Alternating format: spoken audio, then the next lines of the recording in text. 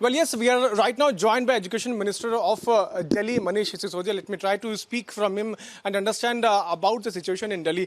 Sir, अगर हम दिल्ली की बात करें स्पेसिफिकली, लगातार कोरोना के जो मामले लगातार बढ़ते जा रहे हैं, आज बैठक भी है जो सेंट्रल एजुकेशन मिनिस्टर उनके साथ प्रधानमंत्री नरेंद्र मोदी की।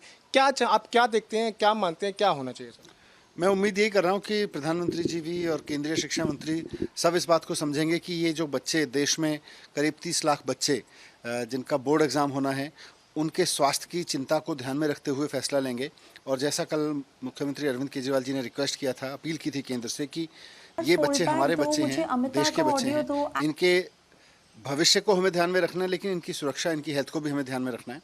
इसलिए अगर एग्ज़ाम कैंसिल कर दिए जाएँ और पिछले असेसमेंट्स के बेस पर जो पिछले एक साल में ऑनलाइन पढ़ाई के दौरान जो असेसमेंट हुए या उससे पहले जो असेसमेंट हुए, उसके बेस पर इन बच्चों को पास किया जाए तो वो सबसे बेहतर होगा। अगर ज़रूरत पड़े तो ऑनलाइन एग्ज़ाम भी करा सकते हैं और पिछले असेसमेंट प्लस ऑनलाइन एग्ज़ाम के परफॉर्मेंस के बेस पर कर सकते हैं। पर पुराने तरीके से एग्ज़ाम कराने की जिद ठीक नहीं है, क्योंकि जब पुराने तरीके से पढ़ाई नहीं हुई तो पुराने तरीके से एग्ज़ाम कराना भी क्यों ज़रूरी है। ये मांग कई और जगह से भी उठ रही है कि एग्जाम कैंसिल हो जाने चाहिए, तो आप मानते हैं क्या ना सिर्फ दिल्ली और भी जगहों पे भी इसी तरह का जो फॉर्मूला पूरे देश में, सीबीएसई तो पूरे देश में है और पूरे देश में इस वक्त कोरोना फैल रहा है। दुनिया भर में भी जहां कोरोना से लोग लड़ाई लड़ रहे हैं, वहां उन्होंने अपने बच्चों की सेफ्टी के लिए कदम उठाए हैं। उसमें एग्ज़ाम को पोस्टपोन करना या एग्ज़ाम को कैंसिल करना, ये सब शामिल हैं। हमारे यहाँ भी ये ज़रूरी है। मैं तो बार बार कह रहा हूँ कि एग्ज़ाम का पूरा पैटर्न चेंज होने की ज़रूरत है।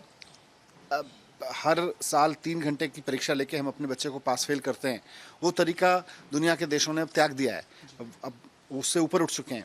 अब कोविड ईयर में हम जिद पकड़ें कि नहीं, हम तो साल के अंत में होने वाली एक परीक्षा 3 घंटे की होगी, उसी के बेस पे अपने बच्चे को जज करेंगे कि वो पास हुआ या फेल हुआ। ये तरीका पुराना पड़ चुका है, तो इसको तो छोड़ ही देना चाहिए। कोविड के समय में बिल्कुल छोड़ देना चाहिए। दूसरा, जब हमने पूरे साल बच्चों को ऑनलाइन पढ़ाया है, ऑनलाइन सेमी ऑनलाइन पढ़ाया है, तो फिर हम ऑनलाइन सेमी ऑनलाइन परीक्षा पर निर्भर क्यों नहीं हो सकते हैं। हम परीक्षा करेंगे पुराने तरीके से, पढ़ाएंगे पुराने तरीके से, नहीं तो कैसे चलेगा। एक सवाल जो पेरेंट्स जानना चाहते हैं सर कि अगर ये ऑनलाइन परीक्षा होती है तो वो क्या ऐसे मापदंड होंगे, क्या ऐसी चीज़ें होंगी जिसके ऊपर बच्चों को आंका जाएगा और उनको पास किया जाएगा? बहुत सारे तरीके हो सकते हैं। ऑनलाइन जैसे ऑनलाइन पढ़ाई भी कभी होती नहीं थी, लेकिन इस साल मजबूरी में ऑनलाइन पढ़ाई करनी पड़ी।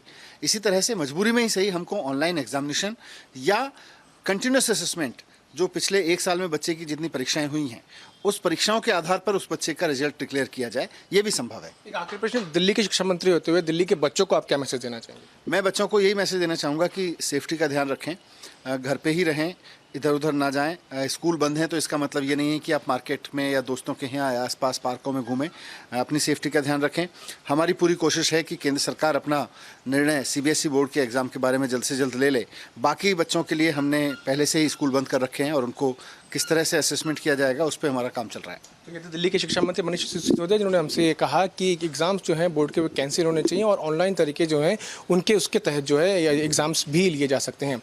वे के साथ मैं Piyush Mishra, Republic media network.